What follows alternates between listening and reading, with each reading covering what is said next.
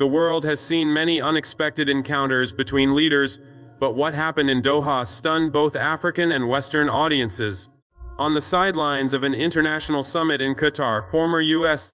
President Donald Trump sat down face to face with Burkina Faso's young and bold leader, Captain Ibrahim Traoré. Few expected fireworks, but what unfolded during this private yet widely whispered meeting shocked diplomats, stunned observers, and became one of the most talked about moments in recent geopolitical history. It began with a quiet introduction, a handshake that carried weight far beyond the cameras. Trump, known for his larger-than-life personality and strong instincts in international affairs, had heard much about Traoré. The Burkinabe leader had gained global attention for his unapologetic defiance of foreign powers, his military successes against extremist groups, and his ability to inspire ordinary Africans to believe in themselves again. For many in Africa, Traoré was not just a president, he was a symbol of resistance, a man standing against the odds. For Trump, a man who understood the value of strength and showmanship, Traoré was exactly the kind of figure he both respected and wanted to engage with. As they sat down, the conversation quickly turned from pleasantries to substance. Trump wasted no time in acknowledging Traoré's accomplishments. He praised the young leader for his bold defense of his nation against terrorist threats, his commitment to sovereignty, and his refusal to bow to external pressure. Trump, who built much of his political identity around America first, saw in Traoré a kind of mirror image, Burkina Faso first. This philosophy of self-determination resonated deeply between the two men. But then came the moment that no one expected.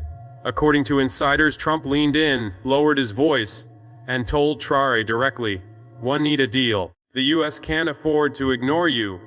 You're making waves in Africa, and I'd rather we work together than watch others take the lead."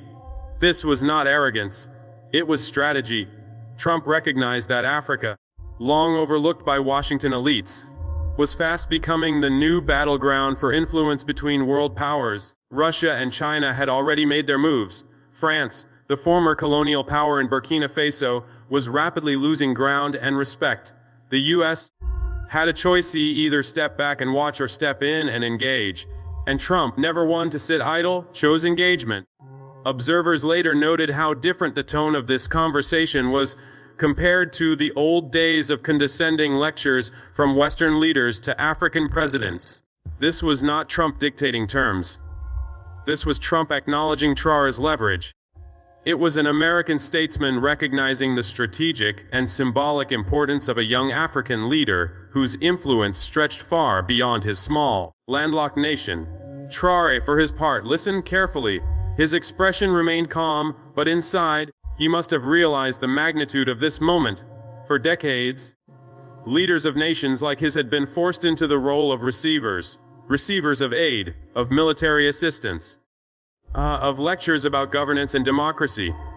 But here was Trump, one of the most famous leaders in the world, not lecturing, not demanding, but requesting, practically begging, for a partnership.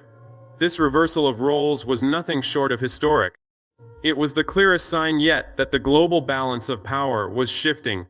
The West was no longer dealing with timid African leaders who bowed their heads and signed whatever paper was put in front of them. No, this was a new generation, represented by Traoré, that demanded respect on equal footing.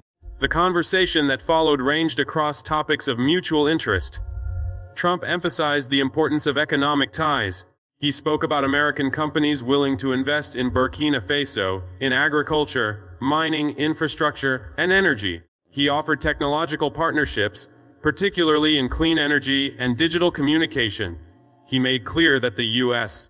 wanted to create opportunities that would allow Burkina Faso to prosper without falling into the debt trap set by other foreign powers. Traoré responded firmly but respectfully. He made clear that Burkina Faso was not for sale. His people had suffered too long under exploitation, and he would not repeat the mistakes of past leaders. But he welcomed genuine cooperation that respected his nation's sovereignty, and that empowered his people, and that created a win-win situation rather than another form of dependency. He emphasized that any deal must benefit Burkina Faso first, but that he believed there was room for partnership with America if America came in good faith. For Trump, this was exactly the kind of language he admired. Here was a leader who was not weak, not submissive, but strong and proud. Trump respected that. He too believed in hard bargaining, in standing one's ground, and in never giving away more than necessary. In Traoré, he saw not an adversary but a potential ally, a man cut from the same cloth of unapologetic nationalism. Reports suggest that Trump even admitted, with uncharacteristic humility, that the U.S. had often ignored Africa to its detriment.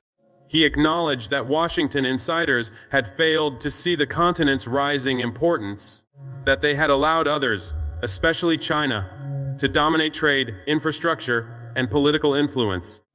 He told Traoré that he wanted to change that he wanted to build a relationship based on respect and real partnership. This struck a chord not just with Traoré, but with observers who later heard about the meeting.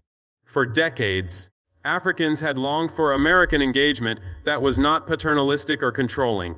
For decades, Americans had wanted leaders abroad who were not corrupt puppets but genuine partners.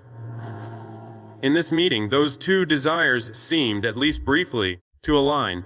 The symbolism of Trump begging for a deal should not be misunderstood. This was not weakness, it was recognition. Recognition that Traoré had positioned himself and his nation in such a way that the world could not ignore him. Recognition that the days of one-sided arrangements were over. Recognition that even a small nation, with the right leadership, could stand tall on the global stage. The news of the encounter spread quickly. In Africa, social media buzzed with pride.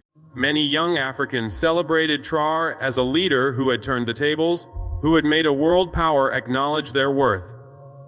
They shared memes, videos, and commentary that praised his dignity in the face of a former U.S. president. In America, the reaction was different but equally powerful. Many Americans admired Trump for reaching out, for recognizing reality, instead of pretending that Africa did not matter. They saw this as proof of his ability to think outside the box, to engage with rising leaders in ways that Washington elites often avoided. Pro-American audiences saw this as a win-win. America would gain a strong ally, while Africa would gain a chance at real partnership. The meeting in Doha thus became more than a diplomatic exchange. It became a turning point. It signaled a new era in U.S.-Africa relations, one built on respect rather than dominance, on mutual interest rather than charity. It showed that Trump was willing to do what others would not, admit mistakes, seek partnerships, and approach even small nations as equals when it served the greater good. What makes the story even more fascinating is how it connects to the broader shifts in the world. The global order is changing. Old powers are declining, new powers are rising, and nations that were once dismissed as irrelevant are now shaping the future. In this landscape, leaders like Ibrahim Traoré represent a force that cannot be ignored. They stand as proof that the future will not be decided solely in Washington, Moscow, or Beijing, but also in Ouagadougou, in Accra, in Nairobi, and across a continent that has waited too long for its voice to be heard. The Trump-Traoré meeting in Doha will likely be remembered for years as a symbol of that change. It was a moment when a former U.S. president recognized the strength of an African leader. A moment when the script of history flipped. A moment when respect replaced condescension, and partnership replaced paternalism. As the summit in Doha drew to a close, Trump and Traoré shook hands once more. This time, it was not just a handshake of courtesy, but one of potential partnership. Whatever deals would follow, whatever projects might emerge. One thing was already clear: the world had witnessed a meeting of two men who believed in their nations first, who respected strength, and who understood that in a world of shifting power, alliances must be forged on new terms. And so, from Doha to Washington, from Ouagadougou to New York, the story spread. Ibrahim Traoré had sat across from Donald Trump, and for the first time, an African leader had not been the one pleading for recognition. It was America's turn to ask, and in that reversal lay the seeds of a new chapter in history.